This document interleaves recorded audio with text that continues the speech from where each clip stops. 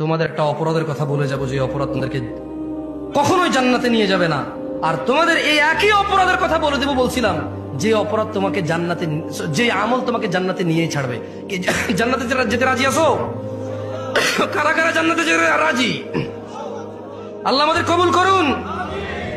শোনো আমার ভাইরা, যে অপরাধ ক্ষমা হবার নয়, দেখো ওই যে বললাম দুর্নীতি, চাঁদাবাজি, মিথ্যা, বহুত কিছু অপরাধ আছে, একটা অপরাধ ক্ষমা হবে না। আল্লাহ বলছে ইন্নাল্লাহ, নিশ্চয়ই আল্লাহ, লা ইয়াগফির, ক্ষমা করবে না, আইয়ুশরাকা বি, যে আল্লাহর সাথে শিরিক করে, ওয়া ইয়াগফির, ক্ষমা করে দেবে, ক্ষমা করে দিতে পারে, ক্ষমা করবেন ওনার ইচ্ছা, মা দুনা যালিক, পৃথিবীতে যত অপরাধ আছে, লিমান ইয়াশা, ওনার ইচ্ছা, যে কোনো যত খুশি অপরাধ মাফ করবেন, শিরিক ছাড়া।